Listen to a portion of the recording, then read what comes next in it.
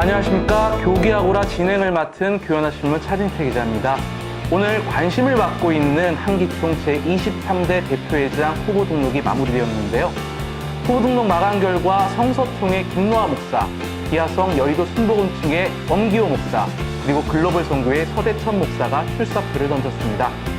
올 초 대표회장 직무정지 상태로 또 한 번의 대표회장 선거를 하게 된 한기총에 대해서 교계의 관심이 매우 뜨거운데요. 이번 선거에 대해서 함께 논의할 패널을 모셨습니다. 먼저 하야방송 유성현 국장님 모셨습니다. 안녕하십니까.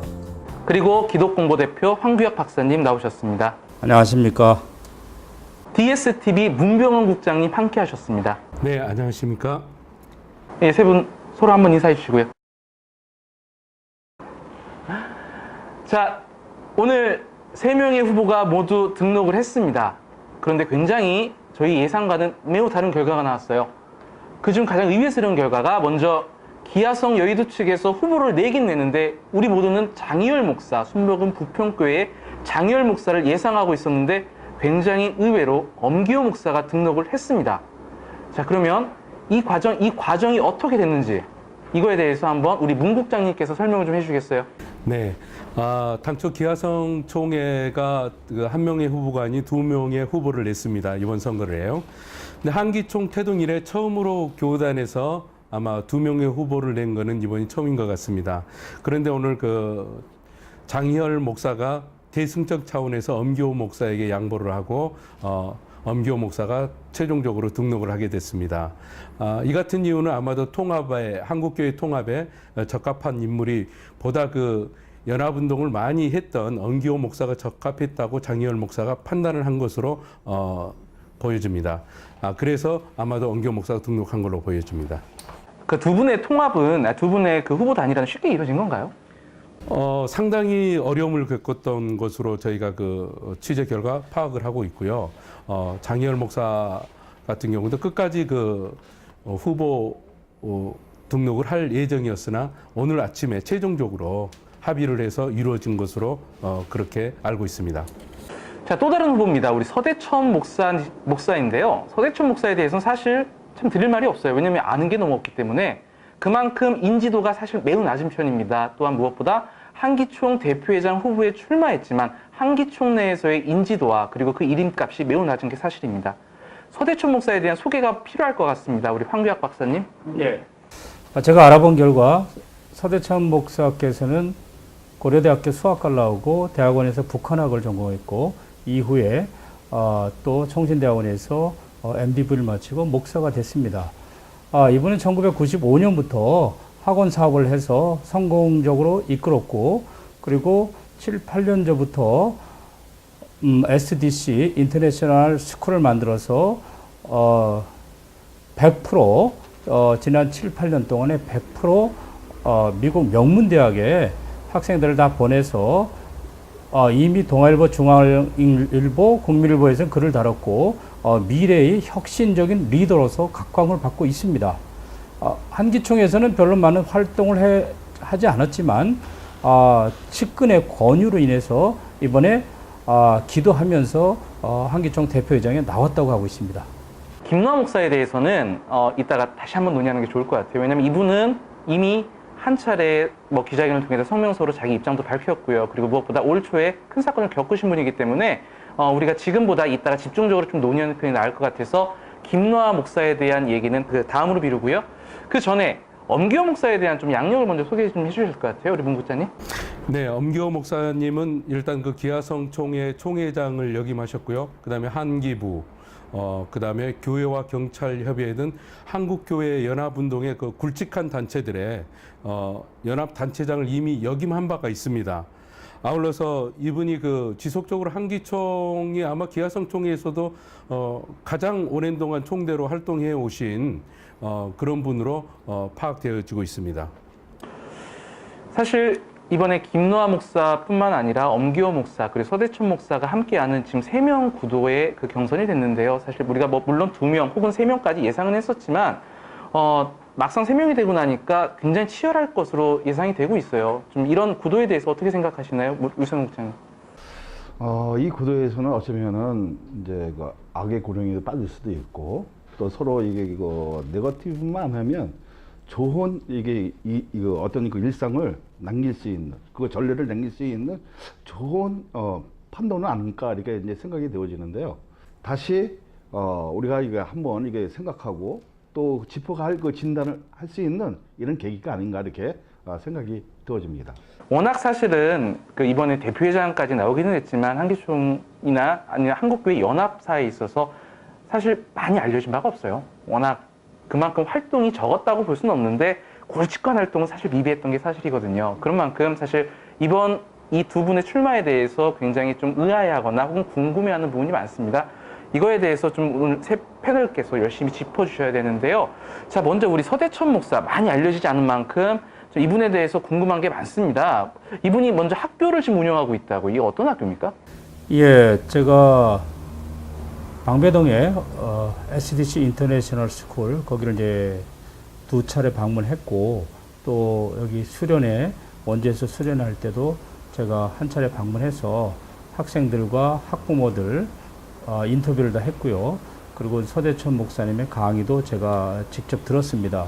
그리고 또 주위의 스태프들과도 이분이 누군가에 대해서 이렇게 얘기를 나눴는데 이분은 지난 11년 동안 학원 사업과 대안학교 사업을 하면서 가장 힘들고 어려운 사회에서 뭐 컴퓨터 중독이라든가 성적이 불량한다든가 여러 가지 많은 학생들이 여기 와서 먼저 영성으로 변화시키고 또 인성으로 변화시킨 다음에 스스로 공부할 수 있게끔 해서 지난 11년 동안 수백 명을 미국 명문대학에다 진학을 시킨 분입니다. 그런데다가 이 학생들이 장학금도 금년 같은 경우 10억 이상 또 장학금을 얻어냈고요. 그리고 많은 학생들이 절반 이상 미국 그 명문대학에서 조기 졸업을 또 이끌어냈습니다. 그럴 정도로 교육에 있어서는 정말 아주 지금 가장 각광받고 있는 혁신적인 리더로서 활동하고 있는 분입니다. 그 현재 이번에 출마한 단체로는 글로벌 선교회란 말이에요. 한기총에 어떻게 가입해 있는 한기총에 가입한 지 얼마나 됐죠? 한 3년, 4년 됐나요? 한 4년, 5년 이렇게 됐고요. 그렇게 뭐 특별한 활동을 한 적은 없지만은 그러나 또 이번 얘기 들어보니까 또 99년도인가 그때도 한기총 정보통신위원장 그걸 또 한 역임을 한 적이 있다고 그러더라고요. 그러니까 이제 조용하게 이제 한기총 부서에서는 이제 활동을 해왔지만은 그러나 전면적으로 어떤 이제 부서 위원장이라든가 정치 파티에는 이렇게 나서지 않았다고 이렇게 보고 있습니다. 그렇기 때문에 저희가 참 궁금한 게 그렇게 얌전히 혹은 조용히 정치권과 멀게 계시던 분이 갑자기 뭐 공동회장이나 이런 거에 공동회장 정도의 단계도 거치지 않고 대표회장에 바로 출마하셨단 말이에요. 이거 어떻게 보시나요, 우리 문 국장님은? 한기총이라는 단체는 그 개인의 단체도 아니고 교단도 아니고 교단과 단체가 연합을 해서 만들어진 명실공히 한국교회를 대표하는 단체입니다. 그러면서 가장 중요한 거는 그런 대표성을 가지고 있는 단체인 만큼 그만큼 한국교회를 알아야 된다고 생각합니다. 그래야만이 대사회, 대정부 활동에 있어서 한국교회의 목소리를 담아낼 수 있다고 생각합니다. 물론 많은 열정을 가지고 한기총을 이끌어갈 수도 있지만 보다 중요한 거는 연합체인 만큼 연합과 일치를 위해서라도 교단 간에 그리고 단체 간에 그런 그 가교 역할을 해줄 수 있는 목소리를 담아낼 수 있는 그러한 인물이 필요한 시기가 지금이 한기총이 아닌가 싶습니다. 그런 점에서는 그 서 후보 같은 경우는 상당히 약점으로 작용할 것으로 제가 보여지는데요. 그럼에도 불구하고 어떤 그 상당한 그 학교 운영이라든가 그런 열정을 가지고 한기총과 한국교회를 위해서 헌신하겠다는 마음은 많은 총들에게도 그 관심의 대상이 되지 않을까 싶습니다. 엄기호 목사에 대해서도 사실 궁금한 게 많습니다. 워낙 기존에 거론됐던 후보가 장희열 목사였기 때문에 엄기호 목사에 대해서 갑자기 이렇게 나와서 어떠한 목표를 갖고 출마를 했는지 우리 유성현 국장께서는 엄기호 목사 어떻게 평가하십니까? 일단은 그 대인 관계가 그 친화적이나 모든 면에서는 활발하고 또 많은 사람들에게 그 대인 관계를 하면서 친화할 수 있으니까 잘 끌릴 수 있는 그런 하나의 그 인물이 아닌가 이렇게 생각이 되어집니다. 엄기호 목사 양력 중에 좀 우리가 주목해야 될 부분이 있나요? 네, 있죠. 일단 엄기호 목사 같은 경우는 그 상당히 빠른 시기에 연합운동에 참여해서 교단을 대표해서 오랫동안 연합운동을 해왔다는 겁니다. 그 다양한 면에서 부족성이 있을지 모르지만은 그럼에도 불구하고 이분의 그 연합운동 경력 같은 경우는 타 후보에 비해서 상당히 월등하다는 겁니다. 그리고 또 한 가지는 뭐냐면 아까도 앞서 지적했듯이 연합운동이라는 건 나 혼자 하는 것도 아니고 나의 기도하는 마음만 가지고 된다고 해서 되는 건 아닙니다. 서로 매개체가 형성되어져야 하는데 지금 한기총의 가장 큰 문제가 그 매개체 형성에 있어서 상당히 부족하다는 겁니다. 그로 인해서 한기총이 지금 표류하고 있는 게 사실이거든요. 그렇다라고 하면은 한기총에서는 지금 그거를 극복할 수 있는 인물을 찾고 있는 거죠. 총대들은요. 또 한 가지는 군소교단들의 입장을 대변해 줄 수 있는 그런 그 후보를 찾고 있는데 아마도 연합운동을 여러 기간 동안 한 만큼 그러한 역할을 감당해야 되지 않을까 그런 생각이 듭니다. 사실 두 후보 모두 보면 뭐 서대천 목사는 워낙 연합활동에 참여를 하신 적이 없어서 뭐 우리가 평가하기가 좀 그렇지만 엄기호 목사는 뭐 한기부 대표회장부터 해가지고 뭐 여러 가지 하셨지만 특별히 잡음은 없었던 걸로 기억을 해요. 옹기 목사는 이거 자금이 없었고요. 이제 한번 이제 아픔을 이제 그 가진 이제 분이죠. 왜냐면 홍재철 목사님과 한번 이제 그 대립을 했다가 패배의 그 고백을 마셨는데 그것을 통해서 더 이게 어쩌면은 숙성이 되어지고 그 상처를 통해서 더 큰 일을 하지 않을까 이렇게 생각이 되어지고요. 그 서대철 목사님은 이제 제가 보는 그 견해에서는 순수하다, 이제 청렴하다, 깨끗하다 생각이 되어지고요. 새로운 일들을 계획시킬 수 있는 이런 일이 생기지 않을까 이렇게 생각이 되어집니다. 엄기호 목사가 뭐 연합활동적으로 많이 활동을 한 건 사실이지만 사실 지금 엄기호 목사의 개인적인 목회에서 굉장히 좀 문제점이 발견되고 있고 많은 제보가 있는데요. 황교안 박사님께서 보실 때 지금 엄기호 목사의 문제, 교회 문제 어떻게 보십니까? 예, 저도 뭐 최근에 교회를 뭐 경매당했다는 그런 이제 얘기를 좀 들었고요. 그러면은 그 교회 경영에 있어서 조금 하자가 있는데 과연 이제 자기 조그만 교회도 운영을 못 하는데 한기총을 운영한다는 것 자체가 쉬운 일은 아니고 또 하나 이제 약점으로는 순복음교회가 처음 한기총 의장을 맡았는데 실제로 뭐 여러 가지 이유로 인해서 성공적으로 이 한기총을 이끌었다고는 생각하지 않습니다. 그 전에 실제로 뭐 홍재철, 이광선, 길자의 목사님이 다 그들에도 뭐 이분들 나름대로도 뭐 다 여러 가지 정치적 문제점이 있다 할지라도 그래도 다 장로교 출신으로서 무난하게 이끌지 않았나 생각하는데 그 이후 순복음에서는 거의 카리스마틱한 시스템으로 돼 있어서 이것이 어떤 그 잘 정치를 잘 조화롭게 하지 못했는데 또 와서 순복음이 또 와서 옛날 수직구조적 그런 리더십 갖고 하다 보면은 또 어려움이 있지 않을까 이런 것들이 좀 우려가 되는 바입니다. 우리 황교안 박사님 말씀대로 보면은 일단은 지난 이영훈 대표회장 시절 사실 실패했다고 보시기 때문에 그 정권에서 그 정권을 이어받아서 나오신 분이 사실 엄기호 목사란 말이에요.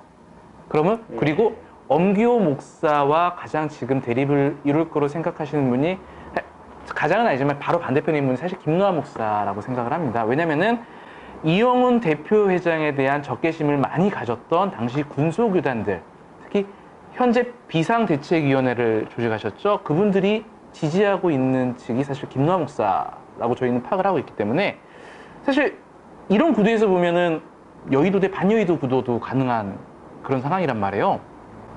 그렇기 때문에 과연 지금 이 구도에서 우리가 지켜봐야 될 점이 어떤 건지, 그리고 그 이영훈 대표회장 시절의 영향이 지금 선거에 어떻게 미칠 것인지 그거에 대해서 한번 좀 예상을 해봤으면 좋겠어요. 먼저 유성현 국장님. 일단은 그 비대위가 제 생각에는 불법이라고 생각합니다. 이것을 얘기하고 그 한기총에서 인정을 해줬느냐, 이건 가장 중요하겠죠, 그죠? 그리고 이것으로 인해서 그 엇박전하는 일들이 분명히 있다는 거죠. 근데 그냥 불법으로 치부하기에는 규모도 그렇고 그분들의 목소리도 그렇고 일단은 큰 게 사실이에요. 황교안 박사님 어떻게 평가하십니까? 그 비대위 자체가 어떤 단체든지 있는데 다 불법입니다. 그렇게 얘기하면.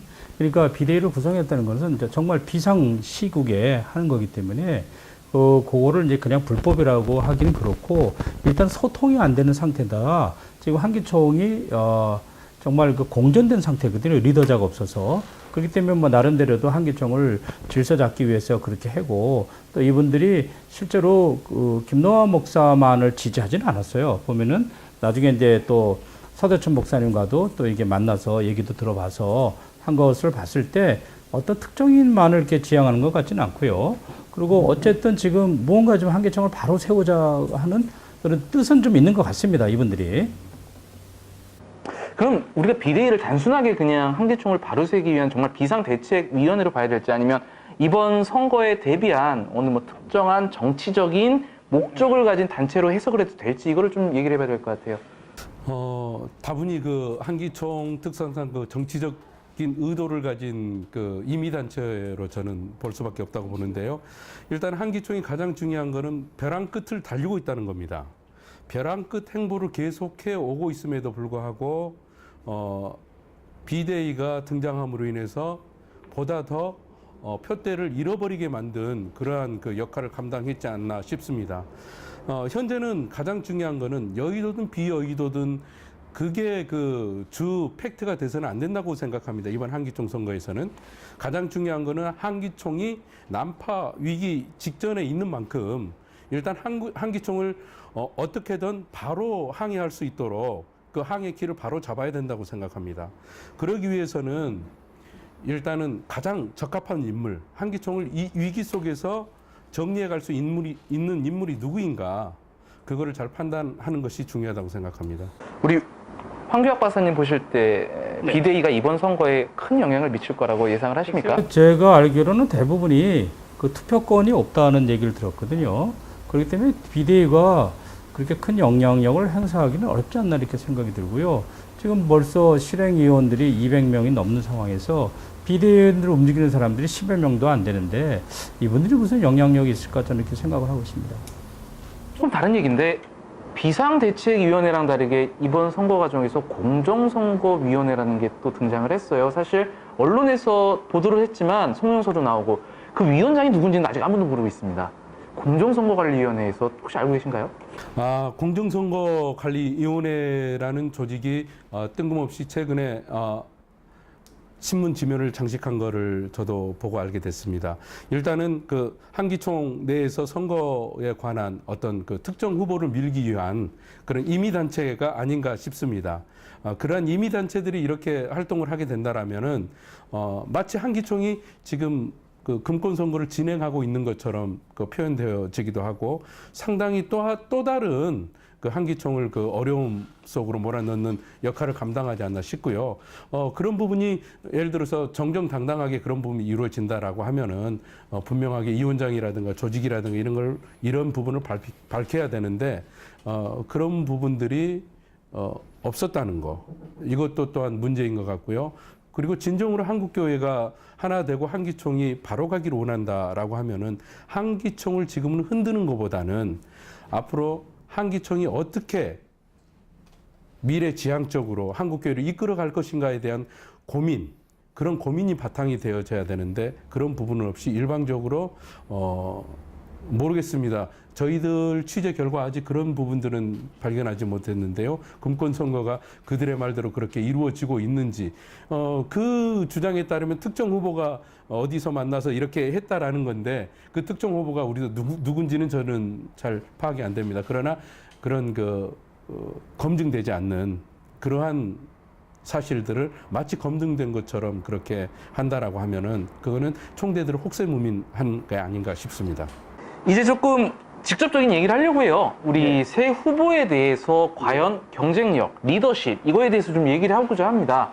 무엇보다 대표회장이 되고자 한다면은 그 후보에 있어서 가장 중요한 건 리더십이라고 생각을 하는데요.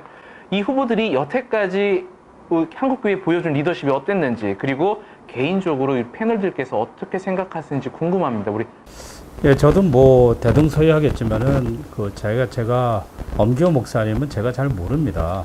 그러니까 뭐 아까도 얘기했다시피 자기 교회가 경매가 들어갔다는 거, 그리고 홍재철 목사님과 경쟁에서 떨어졌다는 거, 그리고 좀 정치력이 굉장히 약한 이제 순복음교회 출신이라는 거. 그래서 여기에 대한 이제 문제점을 좀 제기한 바 있고, 제가 김노하 목사 건에 대해서는 실제로 예당 통합에 사면 특별 사면할 때부터도 계속 기사를 쓰고 그렇게 제가 얘기한 적도 좀 있습니다만 제가 생각하는 김대환 목사는 사실상 모든 것들이 35년 전의 얘기를 갖고서 지금 와서 문제 제기하고 있거든요. 아까도 어떤 기자가 교회에서 뭐 찬성과 문제 갖고 이렇게 문제 제기했는데 저는 그렇게 생각합니다. 그 기자가 전에는 자칭 보혜사라고 이렇게 계속 문제 제기를 해왔습니다. 여러 가지 신문에서 해왔는데 북미일보, 교회와 신앙, 기독교 포털 다 자칭 보혜사라는데 그 기자가 김남호 목사를 비판하면서 찬송가를 예를 들었는데 거기 찬송가 9절에 보면은 성령 보혜사라는 말이 나오고 있어요. 그거 봤을 때 그러면 같은 기사를 쓰더라도 근반한 원칙에 벗어나는 거죠. 일관성에 벗어나는 거죠.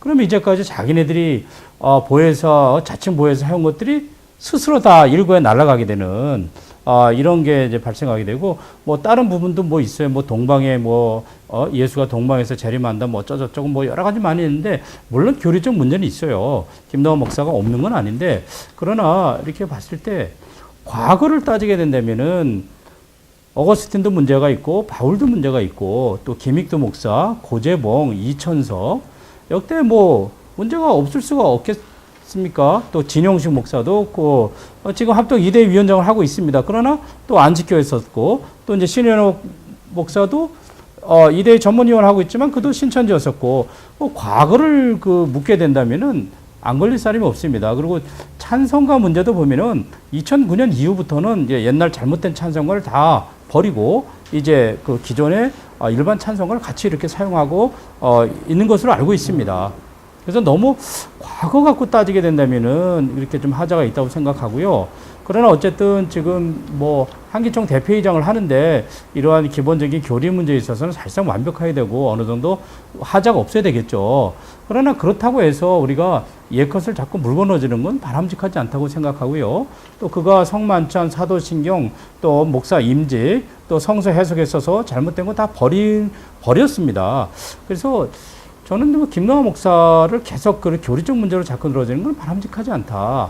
그러나 단 이분이 나이가 들어가지고 얼만큼 정치를 할 수 있을 것인가. 그리고 다른 한교연이나 한교청에서 이분과 과연 연합을 할 수 있을 것인가. 계속 이도한 연루자 어쩌고저쩌고 계속 하는 와중에서 과연 연합단체의 수장으로서 리더십을 발휘할 수 있을까. 그거는 조금 이제 의문이 됩니다. 그리고 만약에 김남호 목사님이 한기총을 된다면은 군서교단을 결집할 수 있는 또 능력도 있을 거예요. 그런 면에서는 장점이 될 수도 있는데 아까 우리 문병원 기자가 얘기한 대로 과연 그러면은 다른 그런 거대한 연합단체랑 또 이렇게 제휴가 될 수 있을까? 여기에 조금 문제가 된다고 생각 들고요. 그리고 서대천 목사는 제가 만난 사람 중에 정말 제가 존경합니다.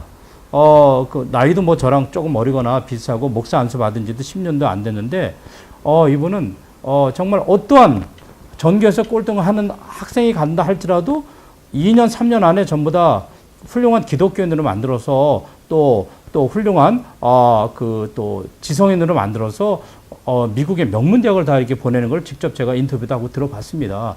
그래서 제가 이 정도의 리더십이라면은 뭘 해도 성공하지 않을까 생각. 한기총의 정치적 경험이 없다 할지라도 옆에서 좋은 브레인들이 있으면은 가능하지 않을까 생각 드는데요. 그러나 약점은 암만 이분이 리더십이 뛰어난다 할지라도 교육 분야와 또 이 정치 분야는 다릅니다. 그리고 한기총은 사실상 한기총 짬밥이 있어야 되는데 이런 짬밥이라든가 한기총의 인맥 이런 것이 없이 또 아까도 우리 유 국장님께서 말씀하셨지만 사실상 이게 이전 투구를 해야 되는데 과연 이전 투구를 할 수 있는 능력이 있을 것인가. 그리고 이분이 교육 사업에 올인하고 있는 상황에서 또 여의도 이용호 목사처럼 여의도만 신경 쓰고 한기총을 또 비워두게 된다면은 이렇게 무정부 상태가 올 수도 있는데 과연 한기총과 그 교육 사업을 같이 병행해서 할 수 있을지 이런 면에 있어서 조금 제가 퀘스천이 듭니다. 근데 지적 잠깐 하셨지만 학생들 대하듯이 과연 한기총의 목사님들 그 카리스마가 통할까요, 그게? 네, 가장 저게 말 안 듣는 분들이 목사님, 목사님이죠. 장로님이도 안 들어요, 목사님도 안 들어요. 목사님? 목사님. 왜냐면 자기 고집들이 있으니까. 목사님. 크리스찬에게 있어서 리더십은 리더십의 중심이 어디가 있느냐. 일반 리더십하고 크리스찬의 리더십 특히 목회자들의 리더십, 연합운동의 리더십은 다르다고 생각합니다. 각별히 연합운동에 있어서 리더십이라는 것은 포용력과 거기에 따른 것들을 책임질 수 있는 그런 마인드를 가져야 된다고 생각하고요. 특히 교단 간의 연합, 한국교회는 보수와 진보로 철저하게 나누어져 있는데요. 그러한 연합을 위한 인물이 누구인가? 우리는 그거를 따져야 되고 또한 한기총이 표류하고 있는 그 부분도 바로 이러한 부분을 찾지 못했기 때문에 나왔던 것 같거든요. 그렇다라고 하면은 저는 김노하 목사는 가장 우선적으로 한기총의 구태, 즉 적폐청산을 하겠다라는 의지를 강하게 얘기하고 있습니다. 그러면서 이제 기존의 트러블이 됐던 그런 부분들과는 협치를 이루겠다, 함께 연합하겠다라는 의지를 표출했습니다. 그것만으로 그 한기총을 이끌어 갈 수는 없는 거거든요. 그 뒤에는 뭐냐면 그가 가진 리더십 중에 하나가 바로 리더자들이 검증받아야 될 것 중에 하나가 신앙, 신학 이런 부분이 철저하게 검증을 받아야 된다고 생각합니다. 그런 부분에 있어서는 현재 논란이 되고 있는 부분들을 충분하게 설명을 했지만 과연 한기총 총대들이 얼마나 그런 부분들을 수용할 수 있을지 아마 그가 진정한 리더십을 가졌다면 그러한 부분 해소를 위해서 적극 해명하고 노력을 해야 된다라고 생각합니다. 두 번째로 엄기원 목사 같은 경우는 이미 앞서 피력했지만은 한국교회 전반적인 활동들을 해왔어요. 그리고 상당히 그 교단 총회장으로서의 그런 리더십도 발휘해봤고, 그리고 교회와 경찰 협의회라는 한국교회 어떻게 보면 최대 단체죠. 그 연합단체 그 장도 해봤고, 한기부 한국 봉사들의 단체의 모든 집합체인 한기부 대표회장도 하는 등 그런 데 있어서 상당한 그 리더십을 발휘했던 인물 중에 한 명입니다. 이번에 이제 한교연과의 통합에 있어서도 상당히 활발한 활동을 펼쳐왔던 것으로 기억되어지고요. 이러한 부분도 통합에 있어서도 문제는 그 군소교단을 배제하지 않고 함께 그들의 목소리를 얼마나 담아내는 리더십을 담고 있느냐가 중요한 것 같습니다. 이러한 것들이 중소교단들의 표심의 향배를 좌우지하지 않을까 싶습니다. 그리고 서대천 후보 같은 경우는 연합운동에 있어서는 상당히 부족한 면도 많이 표출되어지는 모습이 볼 수 있어요. 오늘 학원 사업이라든가 이런 부분들에 있어서 상당히 성공적인 면을 가지고 있는 부분들은 기독교인으로서 목회자로서 상당히 앞선 리더십을 보여줬다고 평가도 될 수 있지만은 그러나 연합운동은 앞서 지적했듯이 그러한 것만으로는 안 된다는 겁니다. 교단 간에 그리고 단체 간에 진정한 다리 역할을 감당해 줄 수 있는 리더십이 필요하다는 거죠. 지금 한기총이 가장 필요로 하는 게 바로 그러한 리더십이 아닌가 싶습니다. 그럼 그러한 리더십 측면에 있어서 서대천 목사가 어느 정도 리더십을 발휘할 것인가, 이러한 부분이 아마 총대들에게 가장 관심이 있을 것이고 총대들도 그러한 부분에 따져서 표심의 향배가 오가지 않을까 싶습니다. 그 얘기가 잠깐 나와가지고 마저 얘기를 하겠는데요. 지금 김노하 목사, 엄기원 목사 두 부분에서 두 후보 간의 가장 큰 차이를 보면은 엄기원 목사는 직접 표출을 하지 않았지만 저희가 예상할 수 있는 것은 바로 한기연 가입과 관련해서 엄기원 목사는 적극적으로 통합을 추진할 걸로 예상이 되고요. 반면 김노하 목사는 한기연과의 통합에 참여하지 않고 오히려 한기총에 대한 분위기, 한기총을 훨씬 지켜나가겠다는 아주 강력한 의지를 드러냈어요. 그러니까 확실히 나뉘는 부분인데요. 한기연에 대해서 적극적인 찬성과 적극적인 반대로 나뉩니다. 저희가 패널분들께 부탁하는 것은 한기연에 대해서 깊이 파고들 게 아니라 과연 이 서로 나뉜 의견이 이번 표심에 어떤 영향을 미칠지, 군소교단들한테 어떻게 군소교단 혹은 중형교단에 어떻게 영향을 미칠지 그거에 대해서 조금 한번 예상을 해주세요. 우리 황 박사님부터.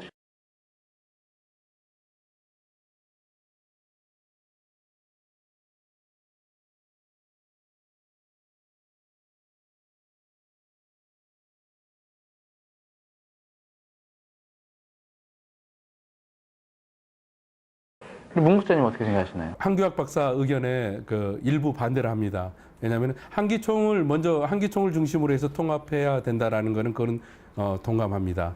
그러나 이제 군소교단들이 언제까지 군소교단들로만 결집해 있을 거냐? 그런 상태로 해서 계속 나간다면 대교단들은 분명히 중대형 교단들은 한기총을 또다시 예면하게 될 거예요. 그거보다는 장기적인 교류를 통해서 과거와 같이 중대형 교단이 함께 할 수 있는 연합운동, 연합과 일치.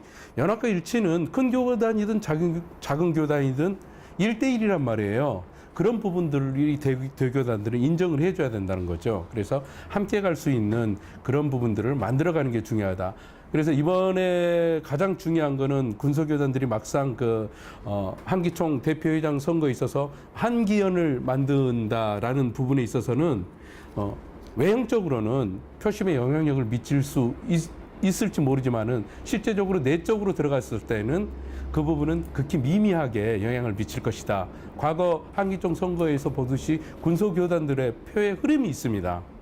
군소교단들은 한국교회가 가는 그 흐름을 이제까지 저버리지 않았거든요.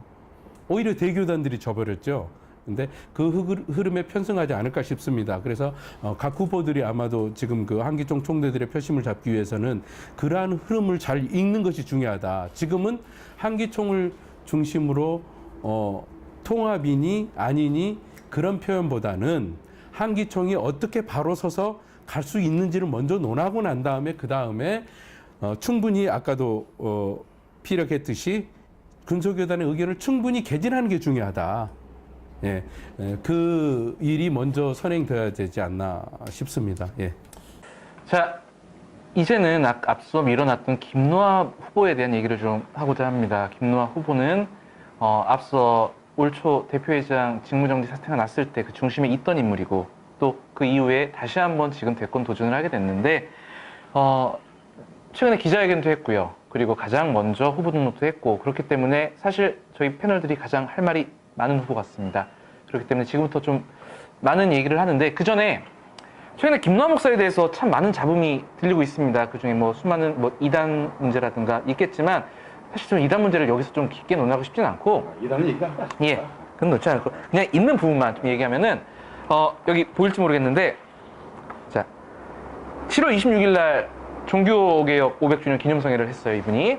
근데 여기서 이 행사를 한 것과 관련해 가지고 지금 선거법 위반 얘기가 나오고 있어요. 제가 먼저 얘기를 선거법을 한번 읊어드릴게요. 제가 제 그 선거관리규정 제9조 불법 선거 운동 부분에 보면 1번 입 후보 의도자는 후보 추천 및 당선에 영향을 미칠 목적으로 총회 대의원 또는 찬연도 대의원 예상자를 시무교회나 대표로 있는 단체 행사 등의 강사 또는 순서자로 초청할 수 없고 자신이 그들의 초청에 응하여서도 아니 된다라고 되어 있는데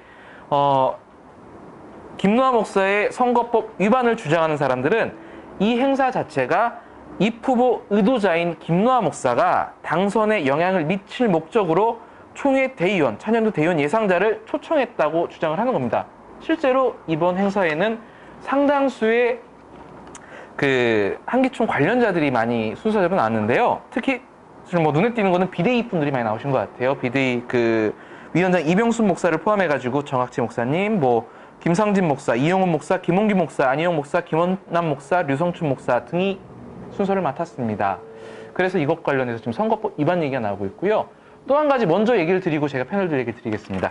그 또 하나의 선거법 위반 얘기가 나오는 거는 바로 2번, 제9조 2번이에요. 후보자 또는 후보 관계자는 소속 교단에서의 후보 추천 과정부터 선거와 관련하여 접대, 기부행위, 금품 수수, 상대방 비방, 그 비방하는 취지의 유인물 제작 및 배포, 각종 방문, 언론사의 광고, 집단 지지 결의, 허위 기재된 서류의 제출 등을 하여서는 아니 된다라고 되어 있는데 이번 주에 발간된 교계 몇몇 언론에 김노아 목사의 성명서 광고가 등장을 했습니다. 그렇기 때문에 이 광고가 과연 언론사의 광고라는 이 불법 선거 운동 부분에 포함이 되느냐 안 되느냐에 대한 논란이 일고 있습니다. 이거에 대해서 패널들의 생각을 좀 듣고 싶은데 제가 이것 때문에 김노아 목사 측에 질의를 했습니다. 이거가 명백하게 불법이 아니냐. 그런데 그쪽에서 얘기는 후보 등록하기 전에는 뭐 하자가 없고 그 대신 등록한 이후에는 이게 할 수가 없다. 이렇게 해서 자기네들은 이것이 일력을 하지 않은 줄 알고 이렇게 해온 것이지. 그리고 뭐 자기네들만 이렇게 한 건 아니지 않느냐. 뭐 다른 후보도 아까 뭐 비리들도 만나기도 했고 뭐 그 외 다른 행동들을 했는데 자기네만 그런 건 아니다. 이렇게 얘기를 하는 걸 들어봤고요. 그리고 이제 제가 봤을 때는 1절, 2절 봤을 때 이게 등록하기 전, 등록하기 이후 여기에 대한 이제 명백한 규정이 없어서 조금 이제 불비한 규정이기 때문에 여기에 대해서는 좀 해석에 분분한 여지가 또 있다고 이렇게 생각이 들어요.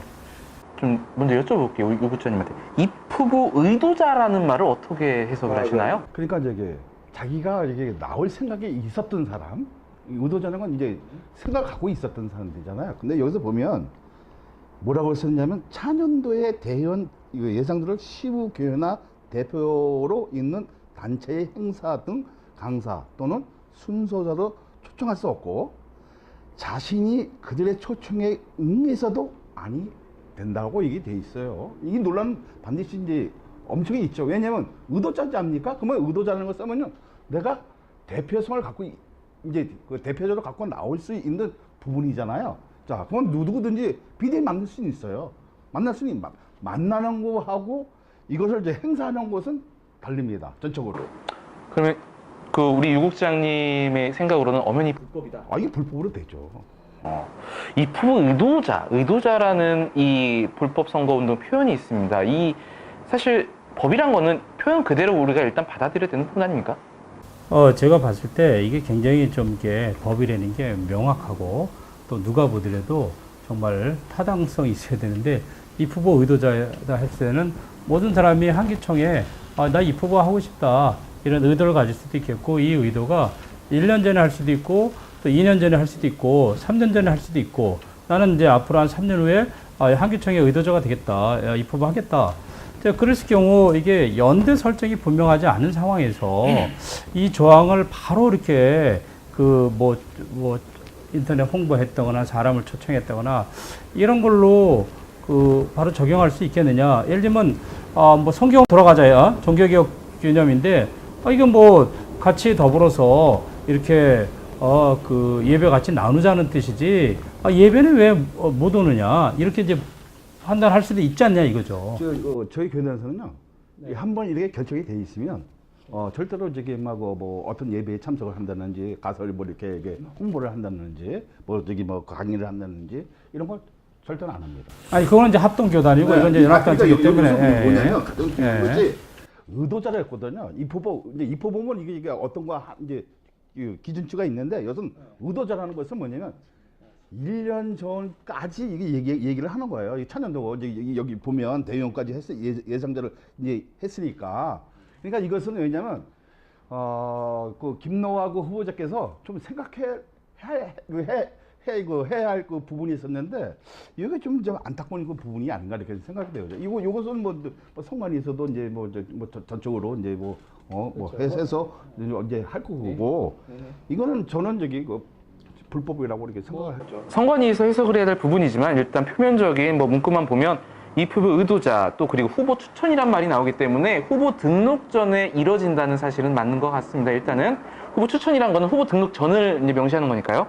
근데 이제 논란이 되는 부분은 이제 당선에 영향을 미칠 목적 이 부분입니다. 이게 과연 당선에 영향을 미칠 목적이었는지 아닌지. 왜냐면은 일단 표면적으로는 이날 모임 행사를 종교개혁 500주년 기념성회라고 했단 말이에요. 혹시 문 국장님 이날 행사 가셨나요? 저는 취재를 못 갔습니다. 그렇다면 문 국장님은 오히려 밖에서 봤을 때 객관적으로 좀 볼 수 있을 것 같은데 이날 행사 어떻게 당선에 영향을 미칠 목적이 있었던 걸로 보이십니까? 아니었던 걸로 보이십니까? 자, 이제 그 상당히 애매한 질문이신 것 같은데요. 이 부분에 관해서는 한기총이 왜 구조 1항, 2항을 만들었는지에 대한 것부터 우리가 좀 얘기를 나눠야 될 것 같습니다. 과거 한기총은 금품 선거 등으로 해서 상당한 어려움을 겪게 됐었습니다. 이러한 부분을 방지하기 위해서 한기총이 궁여지책으로 내놓은 것 중에 하나가 바로 구조 1항이라고 생각합니다. 입후보 의도자는 금품 선거를 아예 차단하기 위해서 이러한 규정을 만들어놨고 또한 각종 행사 등이라든가 이런 걸 빌미로 해서 금품 제공이라든가 이런 부분을 해서는 안 된다.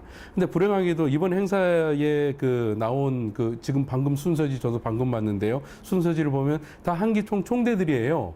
이번 보니까 다 총대들로 구성되어 있는데 누가 봐도 7월 26일 날 이 행사를 했다라고 하면 물론 성서총회에서는 이러한 의도가 없었다고 할지라도 다분히 외부에서는 다른 시각에서는 또 다른 시각으로 볼 수 있지 않나라는 생각이 들고요. 가장 중요한 거는 이 부분은 선관위가 물론 판단해야 될 부분이지만은 가장 중요한 게 엄중한 잣대를 대고 이러한 부분을 법과 원칙에 따라서 선관위가 정리를 해야 된다.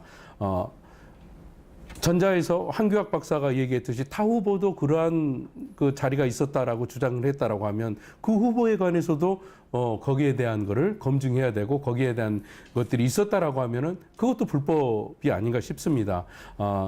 그렇다라고 하면은 이러한 부분에 있어서 선관위의 그 책무가 중요한데요. 한기총이 이 법을 만든 의도에 대해서 선관위가 충분하게 인지를 하고 거기에 대해서 판단을 내리는 것이 중요하다라고 생각됩니다.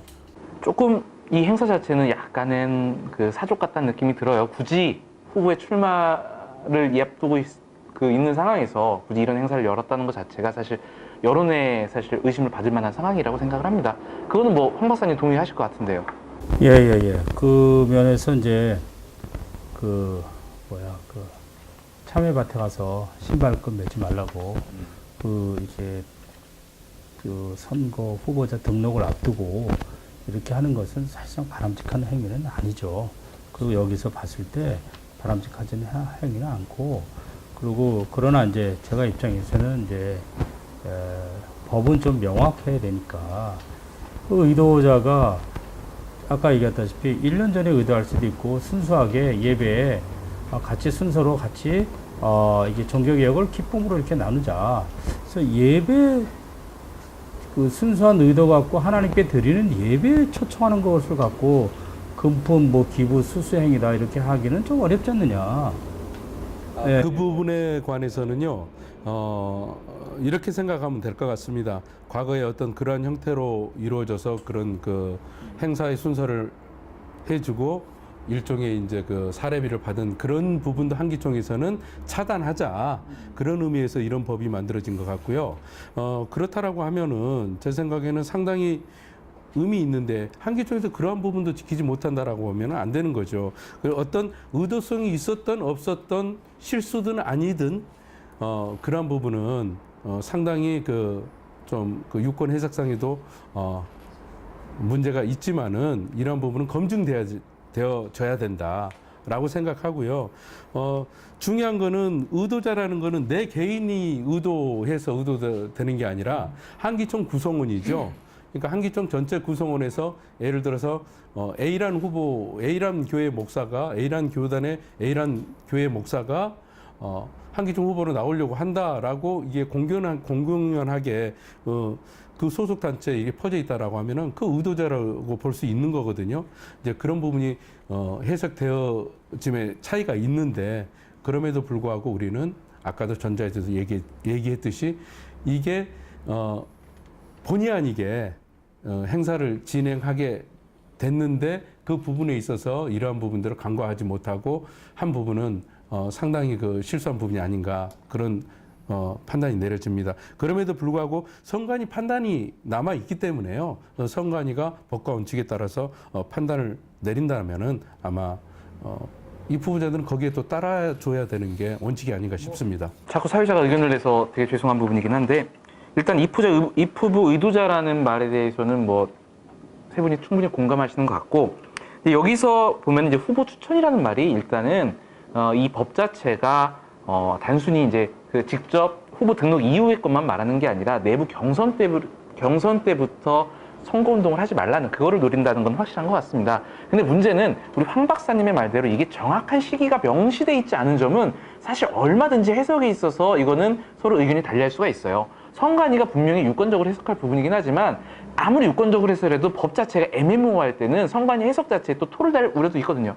그렇기 때문에 이거는 황 박사님 말대로 이 좋은 의도를 이 법이 온전히 담고자 한다면은 정확한 좀 시기가 명시되어야 한다는 점, 그것도 좀 아쉬운 부분이긴 합니다. 이건 명확하게요. 그 기간이 명시돼 있지가 않다고 그러는데 명시돼 있습니다. 찬연도 대의원 예상자라고 그러면 한기총 총회가 1월 달에 개최됩니다. 그러면 그 다음 해 1월까지가 바로 그 대상 범위가 되는 거예요. 정기총회가 끝나는 순간부터 그 다음 정기총회 때까지, 그러니까 다음 입 후보 할 때까지, 입 후보자가 결정될 때까지 그 부분이 한시적으로 이렇게 결정되는 거예요. 여기에 저기 의도자가 없다든지 여기에 찬원도가 없다면은 우리 한 박사님께서 얘기한 게 타당성이 있어요. 없는 것은 아니죠. 아니 여기 근데- 또 찬연도 대의원 예상자라고 아니, 그러는데 그러니까 이 잠깐만요. 예상자를 어떻게 할 수 있냐는 건지. 잠깐만. 그러니까 정기총회가 끝나면 이제 알 수가 있는 거예요. 근데 중요한 거는, 그러니까 근데 우리가 이게 논란이 제일 중요한 거는 어쨌든 이번 선거까지는 이 규정이 적용이 된다는 게 가장 중요합니다. 네. 그러니까 왜냐면 조금 여기 그 불미를 쓰는 일들을 이게 이거 이제 그 밑에 있는 사람들이 이걸 파악을 못했다는 거 좀 아쉬웠고요. 그래서 제가 저기 그 전화를 이게 한 적이 있어요. 이런 행사에서는 안 된다라고 이제 하려고 했었는데 제가 좀 카팅을 당했죠. 그래서 참 안타까운 이거 현실을 우리가 지금 체험하는 건데요. 여기 왜냐면 의도자라는 것은 굉장히 우리에게 중요한 거예요. 이미 벌써 자기 마음에 가졌던 자를 얘기하는 거거든요. 우리가 뭐 저기 유권 해석할 건 아니지만 그렇죠, 이제. 여기 관련 나온 순서자분들이 이 7월 26일 당시에 김노하 목사가 출마할 거란 건 다 알고 계셨죠? 알고 있죠. 다 알고 계셨죠? 그러면 이 후보 할 거란 건 사실 알고 계셨던 건 사실이잖아요. 미칠 영향이 있다는 거죠. 이게 왜냐면 또 여기서 뭐냐면 단체 행사, 이 강사 뭐 이런 걸 순서사로 초청해 할 수 없고 이렇게 돼 있어요. 그리고 자신이 그들의 초청에서도 응해서는 아니 된다라고 이렇게 명시돼 있어요. 근데 요거는 이제 뭐 이제 선관위에서 뭐 명백하게 이제 밝혀지겠죠. 뭐 우리가 뭐 돈 나와라 뭐 나와라 이게 얘기를 할 수 없는 부분이기도 하죠. 자, 다음 넘어가겠습니다. 그 다음 넘어가서는 아까 제가 두 번째로 말씀드렸던 언론사의 광고 부분, 광고가 나왔어요. 사실 저도 교계 기자 생활을 하면서 후보자가 자기가 후보 등록 이후에 후보자와 관련된 광고가 나온 거 사실 거의 본 적이 없거든요. 근데 정확히 지금 일단 선거운동 부분의 법에 언론사의 광고가 불법 선거운동으로 규정은 돼 있습니다. 이거 어떻게 생각하시나요, 우리 황 박사님은? 아니 만약에 광고가 나왔다면은 저는 이제 보지는 못했는데 나갔다면은 규정대로 하자가 있죠. 그거는 이제 왜냐면은 뭐 광고하고 안 하는 건 뭐 자기 돈 내고 자기가 알아서 하는 건데 근데 어쨌든 이제 선거나 후보에 영향을 끼칠 수가 있으니까 그 규정에 일단은 따라야 되지 않나 이런 생각을 들고 있습니다. 저는 이게 깜짝 놀랐어요. 우리 역대사에 없는 일을 이거 딱 보니까 나왔더라고요, 광고가. 이게 신문사에도 없는 이게 일이거든요. 그리고 이게 후보자가 됐다면 절도로 해서 안 되는 일을 지금 그 김노하 후보 측에서 좀 이 행위를 한 거거든요. 그래서 이거는 명백으로 불법입니다. 공부자님 교계 기자 생활 굉장히 오래 하셨죠? 네, 한기총을 제가 제일 오래 출입했죠. 근데 출입하시는 동안 이렇게 대표회장 후보가 이렇게 언론 광고를 후보 등록 후에 하시는 거 본 적 있나요? 한기총이 선거전이 본격적으로 시작되면서 지금까지 내려오면서 이런 경우는 없었는데 단지 선관위 허락을 받아서 한 경우는 있었습니다, 과거에. 그러나 지금 이제 우리가 이제 알아봐야 될 거는 과연 이런 부분들이 선관위 허락을 받았느냐, 허락을 받고 나온 광고냐, 그런 부분도 상당히 주목되어지는 부분이고요. 만약에 그런 부분들이 특정 후보만 광고를 하고 나머지 두 후보들이 광고를 못하면, 근데 두 후보들의 입장에서 봤을 때는 상당히 불이익이라고 생각하거든요. 그래서 이제 그런 부분들 같은 경우도 선관위가 객관적으로 판단해야 되지 않을까 싶습니다. 예.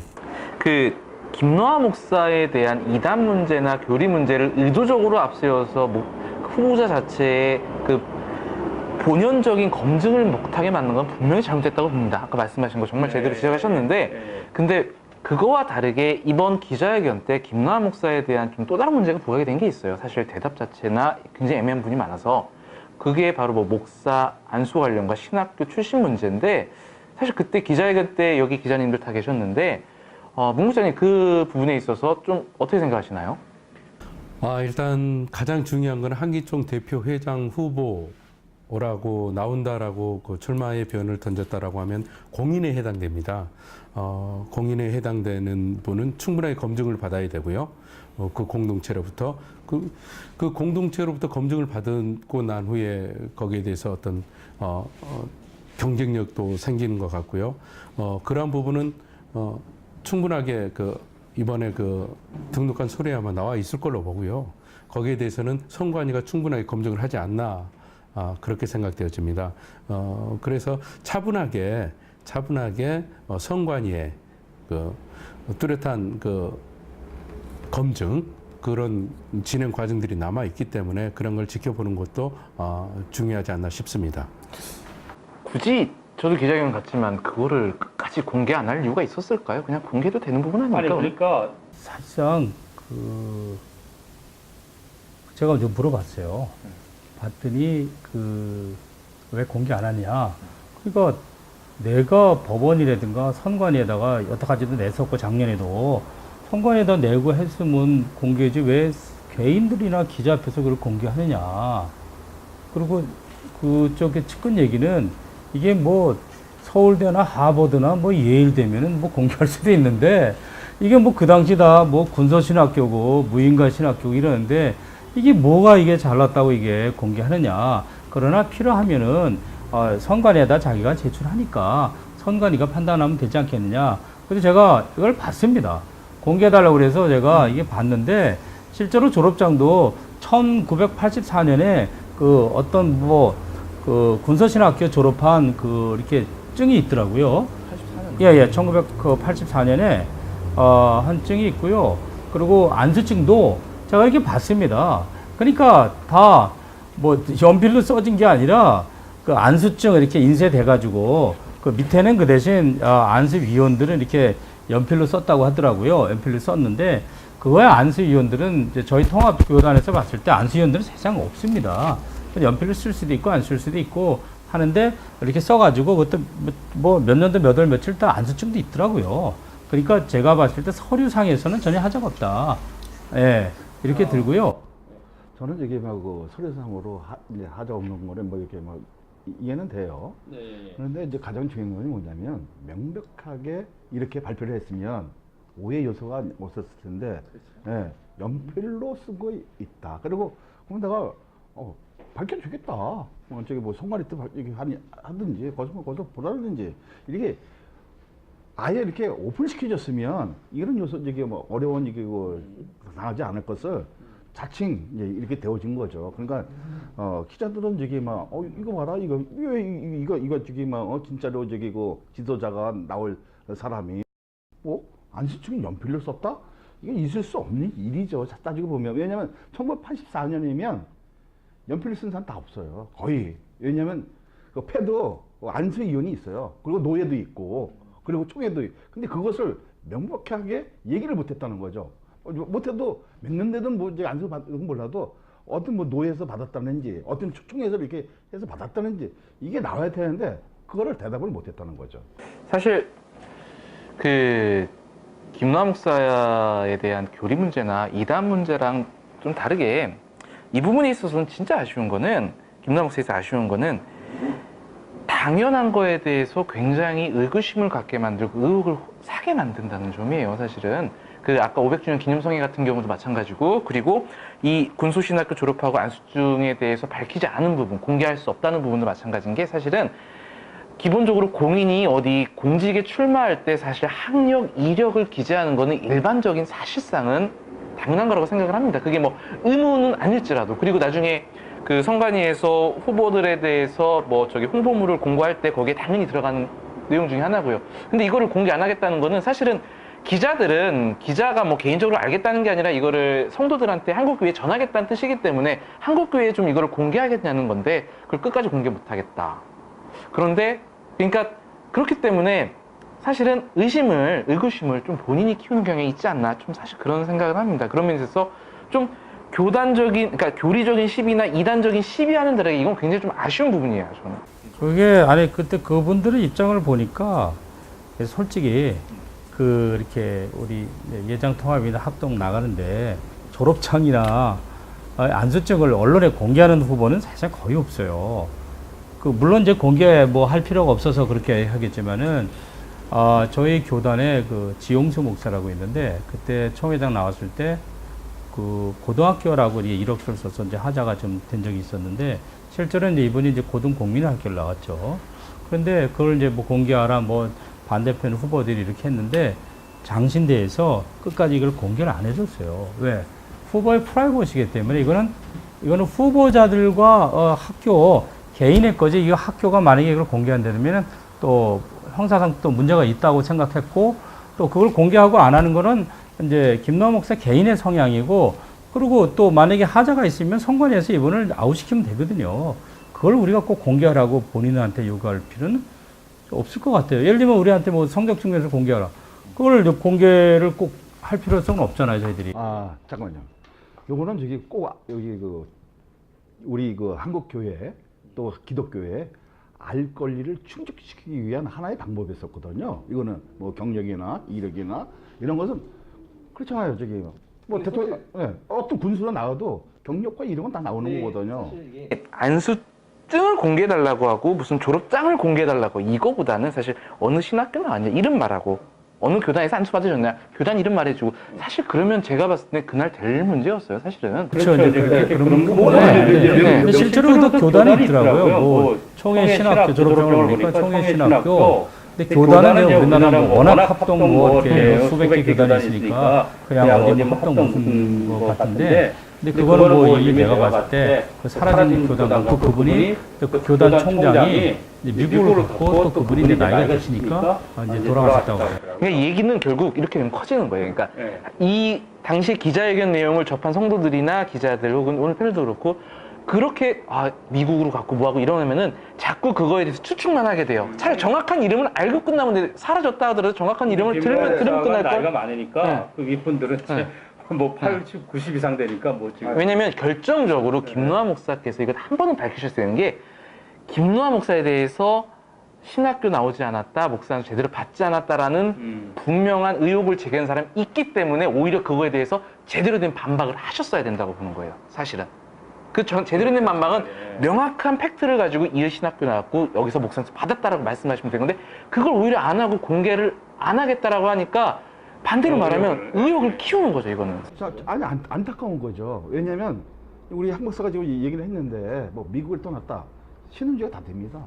진짜 졸업을 했으면 믿는데 이건 저기 막 다 나오는 거예요. 어떤 신학교에서도 그 당시 사람들이 거의 다 군서신학교 나온 분들이 많아요. 그러니까 저희 예장 통합에도 말이 대형 교단이지 절반 이상은 다 서울장신 군서신학교 다 이렇게 군서신학교가 아니라 그 비정규 신학교를 나왔죠. 물론 합동도 마찬가지고. 그러니까 그 당시는 사실상 뭐 다 총에 간판만 걸고. 군소교단이 그렇잖아요. 그러니까 있다가 사라지고 또 생성돼서 소멸되고 하니까 사실상 지금의 대학처럼 살아남은 군소교단 신학교가 거의 없습니다. 인제 와서 입증하라는 건 그러니까 저기 없어도 뿌리는 있다는 거죠. 그리고 그리고 저기 안쓰 동기들도 있고요. 그래서 이게 있잖아요. 그리고 후배도 있고 선배도 있고 그래서 이게 저는 근데 이게 좀 논란이 저는 이게 깊게 가서 증명을 하고 뭘 하고 해서 뭐 그거 뿌리를 찾고보다 저는 그냥 간단하게 없어졌으면 이런 신학교인데 없어졌다. 이런 교단이었는데 없어졌다. 이렇게 말했으면 된다는 거죠. 그렇죠. 사실은. 그러니까 그걸 찾고 안 찾고는 뭐 기자들의 몫이거나 아니면은 그거를 그 의심을 표하는 분들의 몫이겠죠. 근데 적어도 없어졌으니까 밝히지 못하겠다. 이거는 오히려 좀 그렇죠. 얘기가 굉장히 길어졌는데 오늘 토론이 저는 개인적으로는 굉장히 한국교회 발전이나 한기총 발전에 굉장히 도움이 됐을 거라고 생각을 합니다. 그런 의미에서 우리 패널들 마지막으로 한 말씀씩 듣고 오늘의 교계학으로 끝내겠습니다. 공부자님부터 한 말 부탁드릴게요. 네, 한국교회는 그 어느 때보다 지금 어려운 시기를 겪고 있습니다. 한기총의 장기적인 표류로 인해 대사회, 대정부로부터 상당히 어려움을 당하고 있는 것들이 사실입니다. 이러한 것들을 극복하기 위해서는 이번 한기총 대표회장 선거가 매우 중요하다고 생각합니다. 그 중에서도 한기총을 진정으로 이끌어갈 리더십을 가진 후보가 어떤 후보인지 철저하게 검증해서 총대들이 선택하는 것이 중요하다고 생각합니다. 그런 의미에서 각 후보 하나하나를 면밀하게 검토하고 신학적으로 검증할 수 있는 그러한 총대 여러분들이 됐으면 좋겠습니다. 자, 우리 유국장님. 선택의 그 기준은 자유입니다. 그러나 그 한국교회를 위해서 누구를 찍어야 하는지 이거는 총대 여러분에게 있는 것입니다. 총대 여러분, 정말 한국교회에서 좋은 분을 찍어주시길 바랍니다. 황 박사님. 예, 그 세 명의 후보가 나왔지만은 뭐 모두 다 그 강점도 있고 약점도 있고 흠결도 많이 있습니다. 그러나 정말 한기총을 위해서 누가 적절한지, 한기총의 적통을 이어갈 적임자는 누구인지 여러 가지 잘 기도하면서 고민하시면서 선택해 주시면 감사하겠습니다. 오는 8월 24일 한기총 대표회장 선거가 진행됩니다. 한국교회는 과연 이 세 명 중에 누구를 택할지, 한기총은 이번 선거를 통해 어떻게 새롭게 발돋움할지 온 교계의 관심이 요구되고 있습니다. 지금까지 교계학원화였습니다. 감사합니다.